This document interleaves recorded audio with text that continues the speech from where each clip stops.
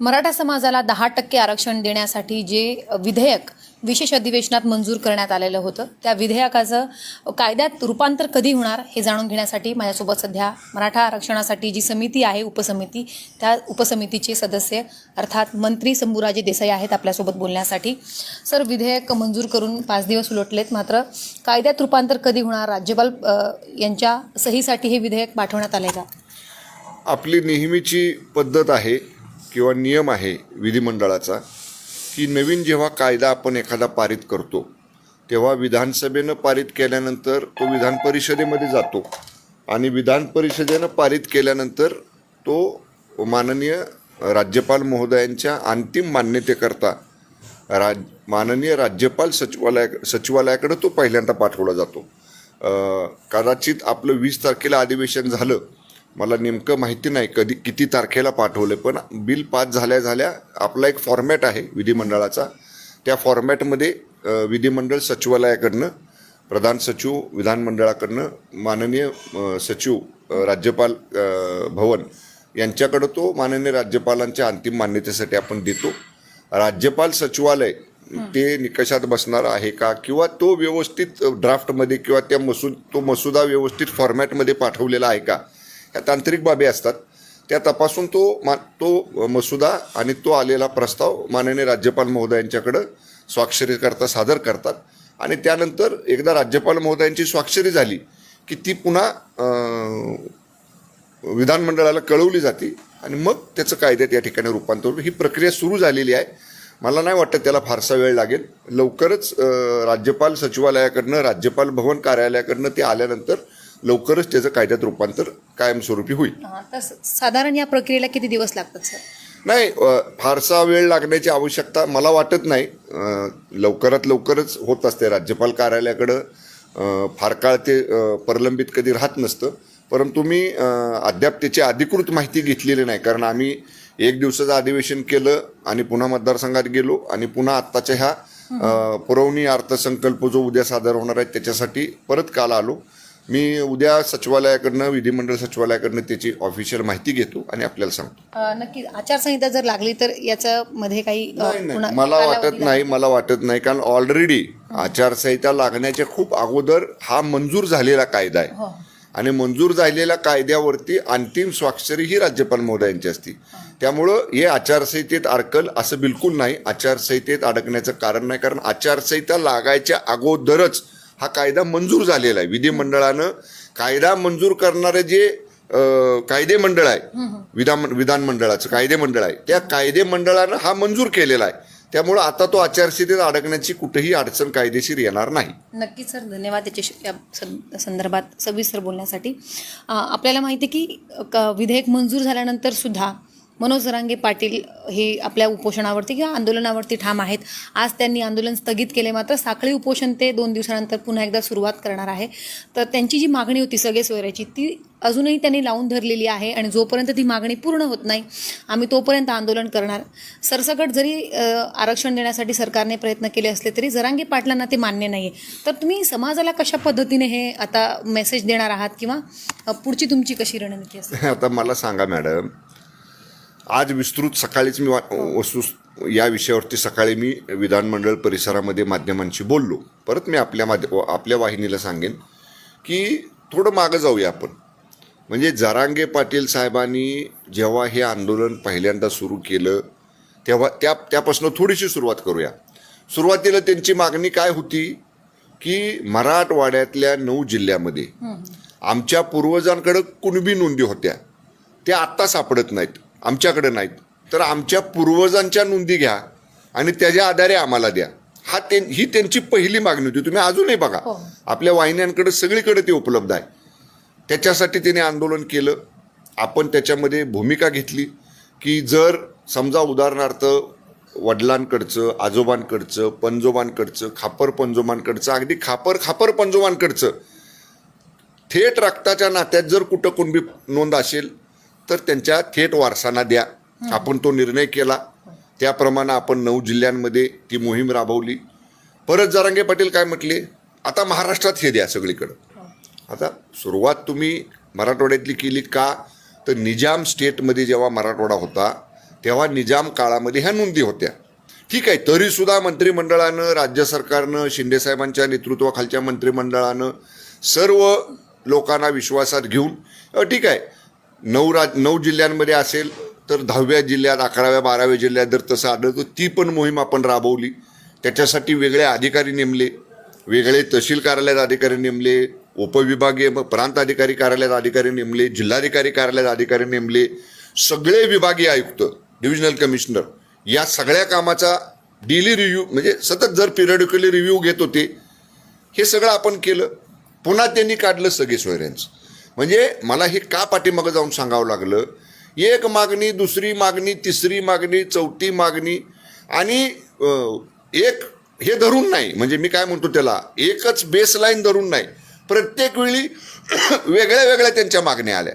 आणि आत्ता जर आपण बघितलं मराठा आरक्षण 10% स्वतंत्र देण्याचा जो निर्णय झाला तो कायद्याच्या चौकटीत बसणार आहे. पाठीमागच्या वेळी आपण आरक्षण दिलं, हायकोर्टमध्ये टिकलं, का बरं सुप्रीम कोर्टात टिकलं नाही? सुप्रीम कोर्टात का टिकलं नाही तर सुप्रीम कोर्टामध्ये ज्या बाबी रिव्ह्यू पिटिशन जेव्हा झालं तेव्हा ज्या बाबी सुप्रीम कोर्टासमोर आणायला पाहिजे होत्या त्या आणल्या गेल्या नाहीत, किंवा ज्या गोष्टी त्यावेळी त्यांनी सुप्रीम कोर्टासमोर मांडल्या नाहीत त्या सगळ्या गोष्टी आपण यावेळी आता हे कायदा करताना आपण सॅम्पल सर्वे नाही केलेला. आपण जेव्हा राज्य मागासवर्ग आयोग नेमला त्या राज्य मागासवर्ग आयोगाला लागल ती सर्व यंत्रणा दिली, इन्फ्रास्ट्रक्चर दिलं, मॅन पॉवर दिली, त्याला लागणाऱ्या निधीची तरतूद केली आणि कॉन्क्रीट म्हणजे मराठा समाज हा कसा मागास आहे, आर्थिक मागास कसा आहे, शैक्षणिक मागास कसा आहे, अत्यंत अल्पभूधारक शेतकरी किती आहेत, हातावर पोट असणारे मराठा समाजातले किती लोक आहेत, हातगाडा ओढणारे किती आहेत, माथाडी काम करणारे किती आहेत, रंग बाजारात काम करणारे किती आहेत, पानटपरी चालवणारे किती आहेत, छोटे छोटे रोजच्या रोज भाजीपाल्याचा व्यवसाय, ह्या सगळ्या गोष्टी या सर्वेमध्ये आपण आणल्या. आणि त्या सगळ्या आल्यानंतर जो राज्य मागास आयोगाचा अहवाल आला तो माननीय मंत्रिमंडळानं स्वीकारला आणि त्या स्वीकारल्यानंतर मंत्रिमंडळानं ती शिफारस विधानमंडळाला केली की हा कायदा केला पाहिजे. मी विधानमंडळाचं सुद्धा सर्व पक्षीय आमदारांचं राज्य सरकारचा मंत्री म्हणून आभार मानेन की सगळ्यांनी एकमतानं, विधानसभेमध्ये एकमतानं कायदा मंजूर झाला, विधान परिषदेमध्ये एकमतानं कायदा मंजूर झाला. त्यामुळे हे परिपक्व आपण केलेलं आहे, कॉन्क्रीट केलेलं आहे. आणि माननीय मुख्यमंत्री एकनाथजी शिंदे साहेबांनी सांगितलं की हे कोर्टात टिकेल याची सगळी जबाबदारी शासन घेईल.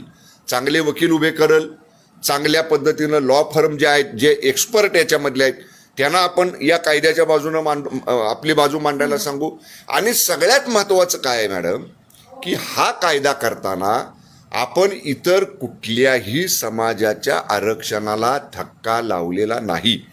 त्यामुळं हे कोर्टात टिकणार नाही असं जे लोक म्हणतायत ना, काल माननीय CM साहेबांनी, एकनाथजी शिंदे साहेबांनी सांगितलं ना की का टिकणार नाही तुम्ही कारणं द्या. त्याच्यावर कुठं कोण काय बोललं? त्याच्यावर कोणी काय बोललं नाही. त्यामुळं माझं स्पष्ट मत आहे, केवळ जे लोक आता हे टिकणारच नाही, हे नकोच आम्हाला, हे 10% आरक्षण दिलेलं मराठा समाजातल्या तरुणांनी स्वीकारलं, एकूण मराठा समाजाने स्वीकारलं, पेढे वाटले, बॅनर लावले, फटाकडे फोडले. मराठा आंदोलनातले लोक मुंबईमध्ये येऊन CM साहेबांचं, डेप्टी CM साहेबांचं अभिनंदन केलं, गुलाल लावला इथं कायदा पास झाल्यानंतर. हे सुद्धा जर जरांगे पाटील साहेबांना मान्य नसेल तर आता असं त्यांच्याबद्दल जास्त आम्ही कोणी बोलणार नाही. पण मी म्हणल तेच झालं पाहिजे, मी म्हणल तसंच झालं पाहिजे, मी सांगतो तसंच केलं पाहिजे, अशा पद्धतीची भूमिका त्यांनी स्वीकारण्यापेक्षा आता त्यांनी संयम पाळावा. मी सकाळीच म्हटलं, कदाचित त्यांना म्हणजे मी सकाळी बोललो आणि आता आपल्याकडे बातमी आली की त्यांनी उपोषण मागं घेतलं. मी सकाळीच म्हटलं बाबा तुम्ही सारखं उपोषण करताय, तुम्हाला उपचार करावे लागतात, औषध उपचार, तुम्ही विश्रांती घ्या, शांतपणे विश्रांती घ्या, चांगल्या औषधोपचार करा, बरे व्हा. आणि तुम्हाला बोलायचं नसेल तुमचे प्रतिनिधी पाठवा चर्चा करायला. शेवटी आमची दारं उघडी आहेत ना, आम्ही केलंय ते परिपूर्णच केलंय. पण तरीसुद्धा तुम्हाला काय जर सांगायचं असेल तर तुम्ही या सरकारशी चर्चा करायला सरकार तयार आहे. पण CM साहेबांचा एकेरी उल्लेख करायचा, डेप्युटी CM फडणवीस साहेबांचा एकेरी उल्लेख करायचा आणि आता त्यांच्या बोलण्यात कालपासून राजकीय वास यायला लागलाय. कोण कशाला गेलं, कोण कुठं गेलं, हे असलं बोलणं त्यांचं जे हे राज्याला सुद्धा पटलेलं नाही, लोकांना सुद्धा पटलेलं नाही. ठीक आहे, ते काय बोलतात तो त्यांचा विषय. सरकार म्हणून आम्ही एवढंच सांगू, आमचे नेते, राज्याचे माननीय मुख्यमंत्री एकनाथजी शिंदे साहेबांनी शिवसेनेच्या दसरा मेळाव्यात छत्रपती शिवाजी महाराजांच्या पायाला हात लावून जी शपथ, पुतळ्याला हात लावून जी शपथ घेतली होती की मी कुठल्याही समाजाच्या आरक्षणाला धक्का न लावता मराठा समाजाला आरक्षण देणार, ती शपथ माननीय मुख्यमंत्री एकनाथजी शिंदे साहेबांनी फडणवीस साहेबांच्या, मान्य अजितदादांच्या आणि विधानमंडळाच्या सगळ्यांच्या सहकार्यानं पूर्ण केलेली आहे. त्यामुळं मराठा समाजानं हा झालेला कायदा, या कायद्याचं स्वागतच केलेलं आहे. सर, तुम्ही आता म्हणालात की जरांगे पाटलांच्या मागण्या दिवसेंदिवस बदलत गेल्या. एक मागणी पूर्ण केल्यानंतर त्यांची दुसरी मागणी पुढे आली. तर जेव्हा तुम्ही ह्या मागण्या पूर्ण करत होत्या किंवा मान्य करत होत्या, तेव्हा तुम्हाला हे लक्षात आलं होतं का की दिवसेंदिवस या मागण्या बदलत चाललेल्या आहेत किंवा हे या ठिकाणीच थांबलं पाहिजे, किंवा आता हे सगळं झाल्यानंतर बोलतात की म्हणजे जरांगे पाटलांच्या मागण्या बदलत गेल्या, तेव्हा तुमच्या लक्षात आलं होतं का? आणि किंवा या संदर्भात काही बोलणं? आम्ही बघा, वेळोवेळी जेव्हा त्यांच्याशी बोलत होतो, आमचे अधिकारी बोलत होते, तेव्हा आम्ही त्यांना हेच समजून सांगायचा प्रयत्न करत होतो की आपल्याला हे थोडा वेळ लागणार आहे. का? मागच्यासारखी घाईगडबड केली तर उद्या समजा घाईगडबडीत कोर्टामध्ये नाही टिकलं, माफ करा, कुणाचं नुकसान होणार आहे? समाजाचं नुकसान होणार आहे. पण ते समजून घेण्याच्या मनस्थितीतच नसायचे. ते स्वतःच, मी मगाशी म्हटलं तसं, आत्ताच करा, उद्याच करा, त्यांचा स्वभावाचा भाग असू शकतो तो.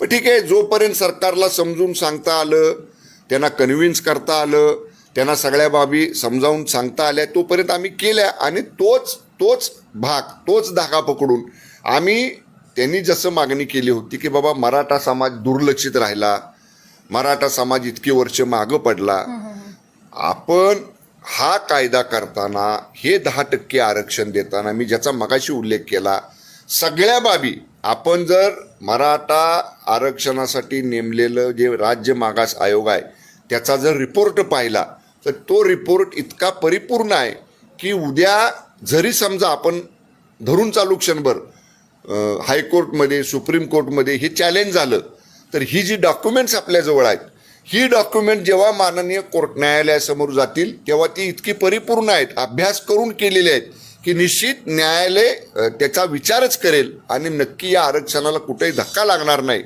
कायद्याला, एवढा विश्वास सरकार म्हणून आमच्याजवळ आहे. सर, मराठा समाजाचे जे काही आंदोलक आहेत किंवा जे बांधव आहेत ते माध्यमांशी बोलताना असं वारंवार म्हणतात की जोपर्यंत फडणवीसांच्या मनात नाही तोपर्यंत मराठा समाजाला आरक्षण मिळणार नाही किंवा सुप्रीम कोर्टामध्ये टिकणार नाही. वारंवार फडणवीसांनाच वरती कुठेतरी निशाणा दिसतोय. नाही, तुम्ही कारण सांगा ना हो. कोणाला तरी टार्गेट करायचं आणि कोणावर तरी रोष ठेवायचा, का टिकणार नाही त्याचं कारण सांगा म्हणा. आता मी जसं कारण सांगितलं की या कारणामुळं आमचं परिपूर्ण आहे. आम्ही मागास आयोगाचा पूर्ण अभ्यास केला, मागास आयोगानं पूर्ण समाजाचा अभ्यास केला, डाटा तयार केला, कुठल्या क्षेत्रामध्ये मी सांगितलं हातावर पोट असणारे लोक, हे सगळं आम्ही कलेक्ट केलं. हे चुकीचं आहे म्हणू दे ना त्यांनी की हे बरोबर नाही, ह्याच्यामुळं टिकणार नाही. मोघम बोलायचं आणि सांगायचं की हे टिकणारच नाही.